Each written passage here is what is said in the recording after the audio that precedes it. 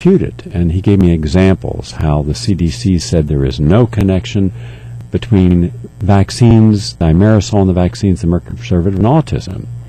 And that was picked up by all the world press. It was also picked up by all of the other talking heads at all the governmental agencies, the National Institutes of Allergy and Infectious Disease, the National Academy of Science, National Library of Medicine, the Journal of the American Medical Association. So everyone was passing this information on as if it were a finished argument. It was no longer even open for dialoguing. Everyone knew that there was no connection. And yet he said, you actually got the minutes of the meeting of the Special Advisory Committee that made the determination, and you found that 62% of the people on the committee, 15-member committee, actually said there was a connection, but they had no financial interest from any pharmaceutical company. And the 22% who said there was a connection, 4 people, all had a financial connection and hence a conflict of interest, and 2 were undecided and no one knew whether they were connected or not. And he said, had we known this from the beginning, that the majority of people said, yes, there is a connection, then it would have been an entirely different dialogue going out there. And he said, I can assure you, the American medical community and the American scientific community and the American public would never have allowed mercury at 23 micrograms into their current vaccine schedule, because it would have been shown by the experts it was dangerous. Also, the Simpson-Wood secret meeting of all the top vaccine company executives and the FDA, CDC, and World Health Organization directors showed that they knew 100,000 children in a study there was a connection between vaccine and autism. They so stated it.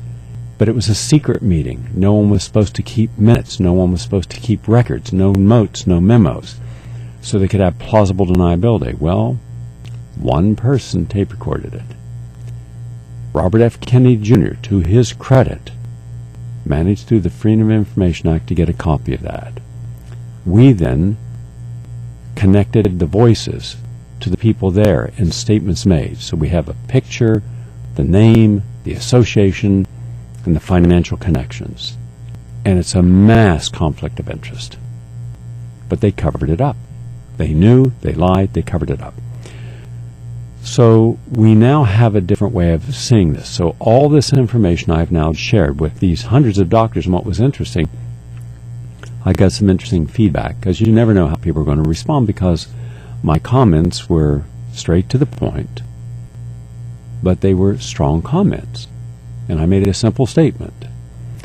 I said, if any of the physicians in this audience were to inject 23 micrograms of lead knowingly into a patient, they would go to jail, lose their license.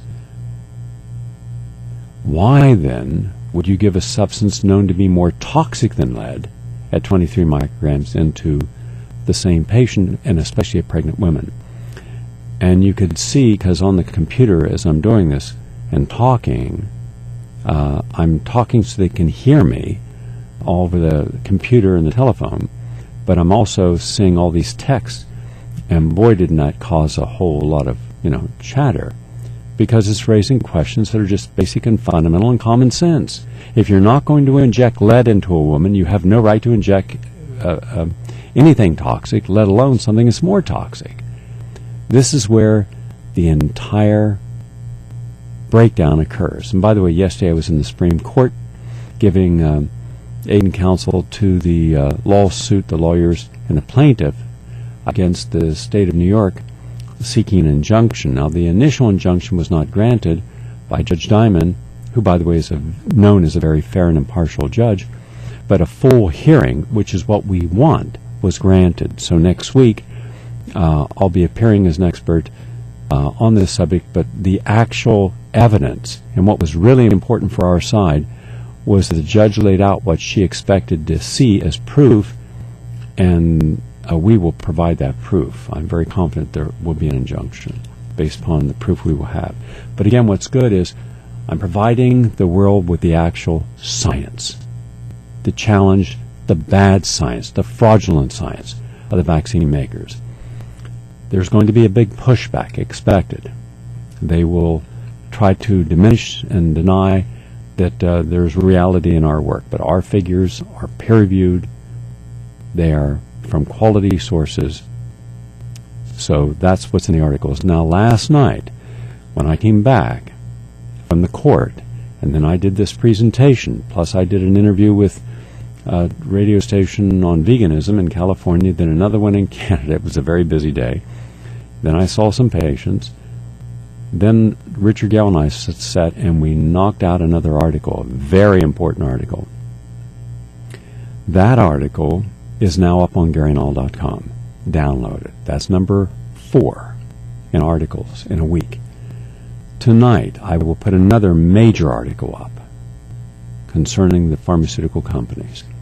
Tomorrow I will put another article up, and Monday I will put another article up. So I intend to put 3 to 4 articles, major articles, on vaccines, different pieces of the puzzle that the public's unaware of, the scientific community is unaware of, over the next 4 days. We need as much quality, scientific, hard proof, in a court, under oath proof, that vaccines are not safe or effective, especially the swine flu and the flu. And that's what we're working on. And so download these articles. They're free. They're there. So you can become informed and spread them around. Let others know about them. Get the word out. Share them. Get them up into the blogospheres.